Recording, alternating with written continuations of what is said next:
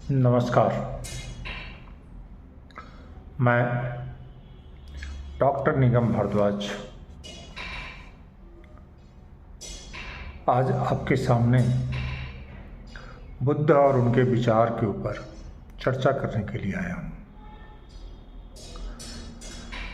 563 ईस्वी पूर्व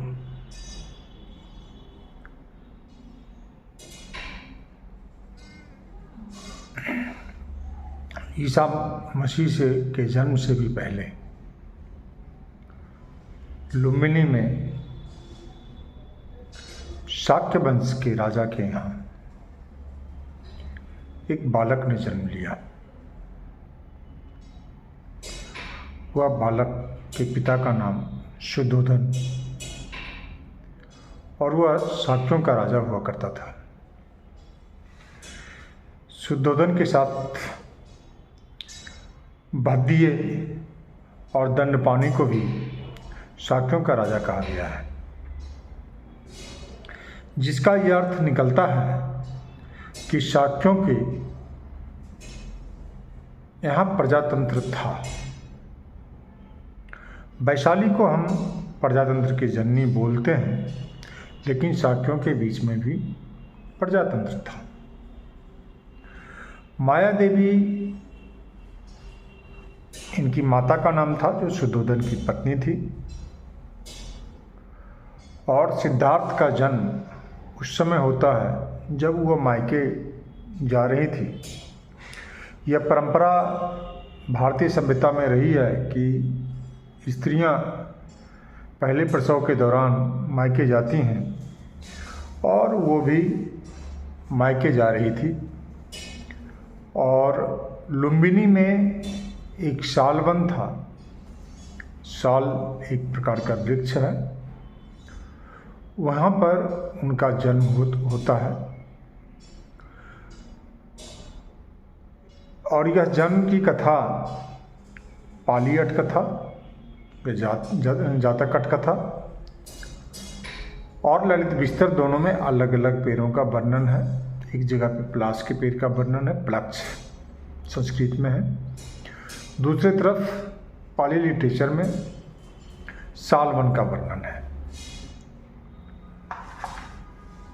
जन्म के एक सप्ताह के अंदर इनकी माता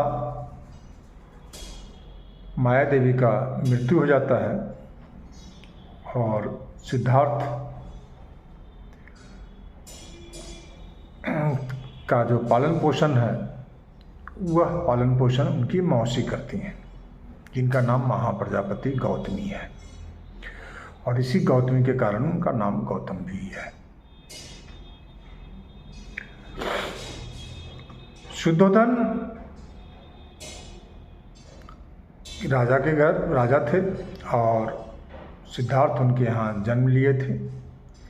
इस बात को लेकर करके कई ज्योतिषियों को बुलाया गया, और जो ज्योतिषी आए उन्होंने एक विचार में यह कहा कि यह राजा बनेगा, चक्रवर्ती राजा बनेगा, या धर्म का प्रचार प्रसार करेगा। लेकिन उसमें से एक बालक जो था, वह इनके तपस्वी बनने की बात पे अडिग था। और उसका कहना था, सबसे कम उम्र का बालक वही था, और उसका कहना था कि बुद्ध हर हाल में तपस्वी ही होंगे, चक्रवर्ती राजा नहीं होंगे, और तपस्वी के रूप में ही वो राज करेंगे।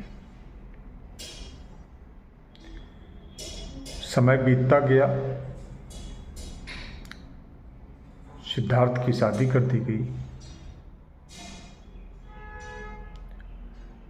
सिद्धार्थ की शादी जब कर दी गई, उनको एक पुत्र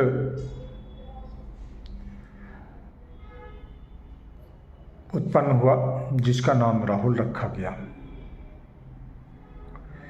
एक कहानी जो बराबर आती है कि बुद्ध ने वृद्ध मतलब बूढ़ा, रोगी, मृत और प्रव्रजित या सन्यासी को देखा, जिसके बाद उनके मन में वैराग्य उत्पन्न हुआ और उन्होंने गृह त्याग दिया।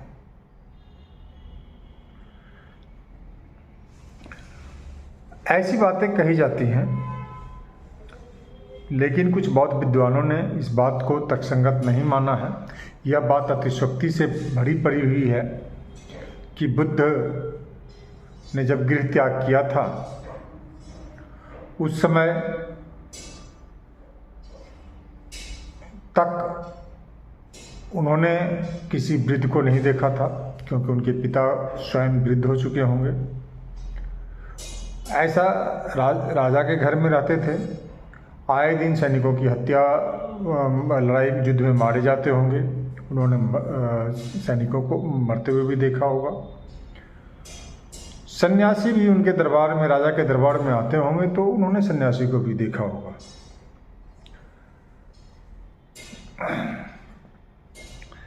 उदयन पुत्र बोधिराज कुमार से कहा था कि राजकुमार, बुद्ध होने से पहले मुझे भी होता था। सुख में सुख नहीं प्राप्त होता है, दुख में सुख प्राप्त हो सकता है। इसलिए मैं तरुण, बहुत काले केशों वाला हो सुंदर नौजवान के साथ प्रथम वय में, मतलब जवानी का जो प्रथम स्तर होता है, प्रथम वय में माता पिता के उन्मुख छोड़ घर से प्रवर्जित हो गया। पहले अलार कलाम के से मैंने शिक्षा ग्रहण की, लेकिन सिद्धार्थ की जिज्ञासा वो पूर्ण नहीं कर पाए। उसके बाद उन्होंने उद्दक रामपुत्र के पास गए, वहाँ भी योग की शिक्षा ली, किंतु वो भी उनको संतोषप्रद शिक्षा नहीं दे पाए। और फिर उन्होंने बोधगया के पास प्राय 6 वर्षों तक योग किया और अनशन की भीषण तपस्या की। कितनी तपस्या की, गांधार कला में उससे संबंधित प्रतिमाएं मिलती हैं। मैं वर्णन करता हूँ जो बुद्ध ने कहा है, मेरा शरीर दुर्बलता की चरम सीमा पर पहुँच गया था, जैसे आशितिक 80 साल वाले बूढ़े की गांठें जैसे ही मेरे अंग प्रत्यंग हो गए थे। जैसे ऊंट का पैर वैसे ही मेरा कुल्हा हो गया था। जैसे सूओं की ऊंची नीची पाती वैसे ही पीठ पर कांटे हो गए थे। जैसे साल की पुरानी करियां टेढ़ी मेढ़ी हो जाती हैं वैसे ही मेरी पसलियां हो गई थी। जैसे गहरे कुएं में तारा वैसे ही मेरी आंखें दिखाई देती थी। जैसे कच्ची तोड़ी कड़वी लौकी हवा धूप से पिचक जाती है, मुरझा जाती है, वैसे ही मेरे सिर की खाल बिल्कुल सट गई थी। यदि मैं पखाना या पेशाब करने के लिए उठता तो वहीं भरा करके गिर पड़ता था। जब मैं काया को सहलाते हुए हाथ से गात्र को मसलता तो काया से शरीर वाले रोम झड़ उठते थे। मनुष्य कहते शरमन गौतम काला है, कोई कहता काला नहीं श्याम है, कोई कहते मंगूरी है। मेरा परिशुद्ध गोरा चमड़े का रंग नष्ट हो गया था। कहने का मतलब है कि जब उन्होंने तपस्या करनी शुरू की तो उन्होंने अनशन भी साथ में शुरू कर दी, भोजन भी नहीं लेंगे। और जब भोजन नहीं लेंगे तो शरीर कमज़ोर होगा, शरीर कमज़ोर होगा तो मांसपेशियाँ ऐंठेगी, हड्डियाँ कमज़ोर होंगी, हर चीज़ कमज़ोर होंगे। लेकिन मैंने इस तपस्या से उस चरम दर्शन को ना पाया। तब विचार हुआ कि बोधि ज्ञान के लिए कोई दूसरा मार्ग भी है क्या। तब मुझे क्या, मैंने पिता शुद्धोदन के खेत पर जामुन की ठंडी छाया के नीचे बैठ प्रथम ध्यान के प्राप्त हो विहार किया था। और मैंने सोचा शायद यही मार्ग बोधि का मार्ग हो। इस प्रकार अत्यंत कृष्ण पतली काया से वह ध्यान सुख मिलकर शुक्र नहीं है। फिर भी मैं स्थूल दाल और भात ग्रहण करने लगा और उस समय 5 भिक्षु रहा करते थे। जब मैंने स्थूल आहार ग्रहण करने लगा तो 5 भिक्षु उदासीन होकर के वहाँ से चले गए और आगे की जीवन यात्रा में फिर बुद्ध कहते हैं, फिर मैंने रमणीय भूभाग में बनखंड में एक नदी, उस नदी का नाम निरंजना है, को बहते देखा। उसका घाट रमणीक था, श्वेत था। यही ध्यान योग्य स्थान है, यह सोच कर करके बुद्ध जो है सो बैठ जाते हैं और जन्मने के दुष्परिणाम को जान अनुपम निर्वाण पा। मेरा ज्ञान दर्शन बन गया, मेरे निज की मुक्ति अचल हो गई। यह अंतिम जन्म है, फिर अब दूसरा जन्म नहीं होगा। सिद्धार्थ को यह ज्ञान दर्शन था। दुख है, दुख का हेतु है, दुख का निरोध है और निरोध के लिए मार्ग है। जो धर्म है मतलब वस्तु या घटना, वे हेतु से उत्पन्न होते हैं, सब कुछ न कुछ कारण होता है। उनके हेतु को बुद्ध ने कहा और उनका जो निरोध है उसे भी ऐसा मत कहने वाला महाशर्मन है।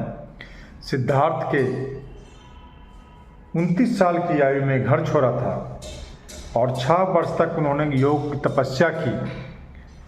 36 साल की आयु में उनको बोधि की प्राप्ति हुई और 45 वर्ष पर तक उन्होंने अपने धर्म का उपदेश देकर करके 80 वर्ष की अवस्था में उन्होंने अपना शरीर कुशीनगर में महानिर्वाण को प्राप्त किया, महापरिनिर्वाण को प्राप्त किया या उनकी मृत्यु हुई वहाँ।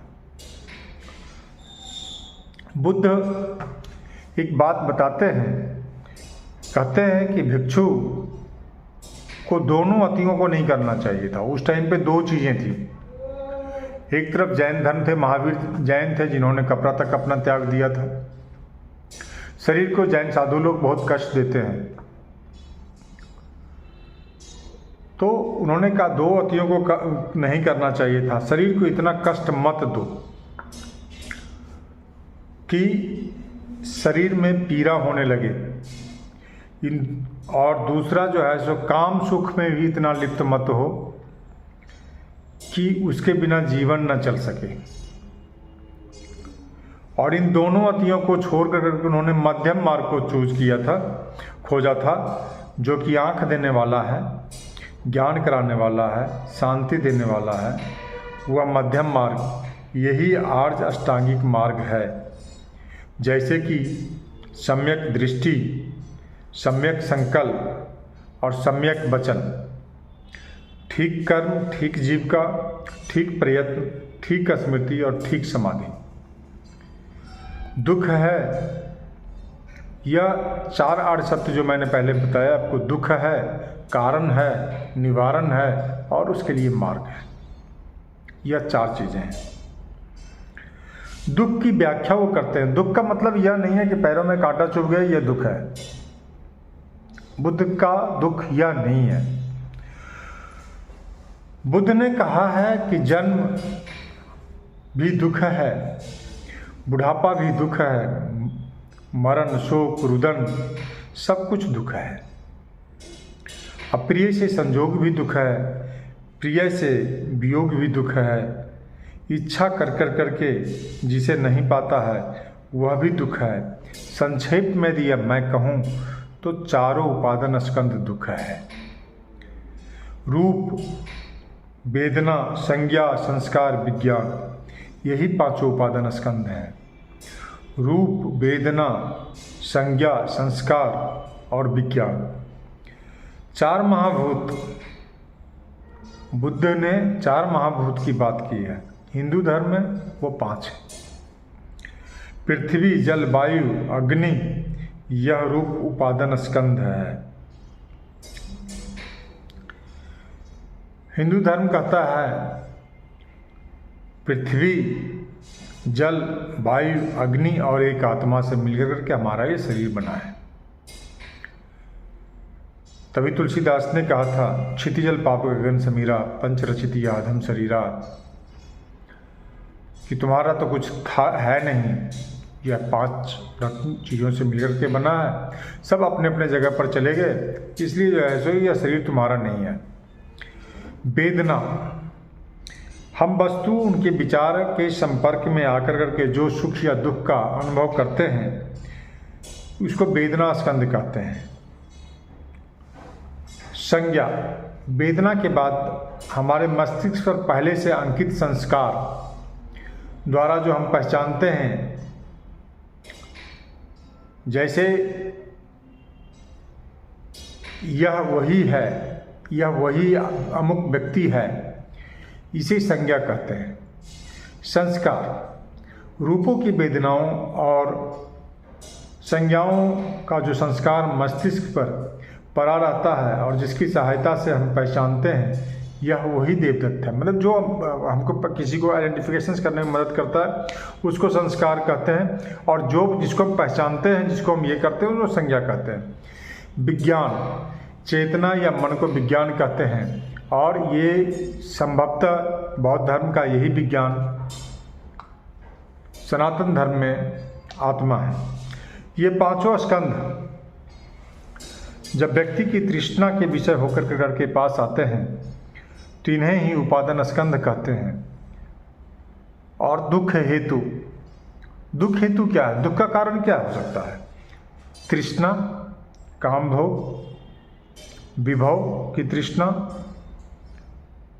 इंद्रियों के जितने प्रिय विषय, इंद्रिय 5 इंद्रिय हैं हमारे, उसको जितने प्रिय चीज विषय के हैं या काम हैं, वो सब के सब विषय जो है सो तृष्णा को पैदा करता है। और काम मतलब प्रिय भोग के लिए ही राजा राजा से लड़ते हैं, क्षत्रिय भी क्षत्रिय से लड़ते हैं, ब्राह्मण भी ब्राह्मण से लड़ते हैं, गृहपति भी गृहपति से लड़ते हैं, माता भी पुत्र से लड़ता है और पुत्र माता से लड़ता है, पिता पुत्र से, पुत्र पिता से, माता पुत्र से। कहने का मित्र मित्र से, कहने का मतलब है हर कोई एक दूसरे से झगड़ता है, ये मानव स्वभाव है और यह आज भी है, पहले भी था, और बुद्ध इस चीज़ को समझते थे। तो आपस में कलह विग्रह विवाद करते एक दूसरे को दंड भी देते हैं और शस्त्र से भी आक्रमण करते हैं। वो इसके बाद मर जाते हैं, मरण समान दुख को प्राप्त करते हैं। दूसरा जो है सो दुख विनाश है। तीसरा, उसी तृष्णा के अत्यंत निरोध, परित्याग, विनाश को दुख निरोध कहते हैं। प्रिय विषयों के तद्विषयक विचारों, विकल्पों से जब तृष्णा छूट जाती है तभी तृष्णा का निरोध होता है। तृष्णा के नाश होने पर उपादान का निरोध होता है। उपादान के निरोध से भव का निरोध होता है और भव के निरोध से उपादान का निरोध से भव का निरोध होता है। भव के निरोध से जन्म का निरोध होता है, जन्म के निरोध से बुढ़ापा और मरण, शोक, रोना, दुख, मन की खिन्नता, हैरानगी नष्ट हो जाती है। इसी प्रकार से दुख का निरोध होता है। और दुख विनाश के मार्ग हैं जो कि ज्ञान है, शील है और समाधि है। यह जो है सो ठीक दृष्टि, सम्यक दृष्टि जिसको बोलते हैं, सम्यक संकल्प, सम्यक वचन, सम्यक कर्म, सम्यक जीविका, सम्यक प्रयत्न, सम्यक स्मृति और सम्यक समाधि, ये त्रिविध धर्म है। मैं इसके बारे में आगे आपको फिर से बताऊंगा ये त्रिविध धर्म क्या है, जिसमें से किस तरीके का मतलब कार्य जो है सो नहीं करना चाहिए। सम्यक दृष्टि का मतलब क्या है, क्या सही से देखना या कुछ और भी है। सम्यक समाधि का मतलब क्या है, इसके बारे में भी हम बात करेंगे। और हम जो है सो सम्यक शील के बारे में भी बात करेंगे, आचार कैसा होना चाहिए, और जनतंत्रवाद पर भी बात हम करेंगे। और बुद्ध जो है सो कहाँ कहाँ कैसे कैसे रहे हैं, कैसे घूमे हैं, बुद्ध के विचारों में क्षणिकवाद क्या है, प्रत्युत समुत्पाद क्या है, जो बुद्ध के विचारों की एक बहुत बड़ी कड़ी है। प्रत्युत समुत्पाद, इसके ऊपर हम अलग से बात करेंगे। और आत्मा कैसे काम करती है और कैसे ये है, इसके बारे में भी हम आपके साथ अलग से बात करेंगे। अगर आप बुद्धिज़्म को समझना चाहते हैं तो हमारे चैनल को आप सब्सक्राइब कीजिए, हमारे चैनल को आप लाइक कीजिए और बेल बटन को ज़रूर दबाएं।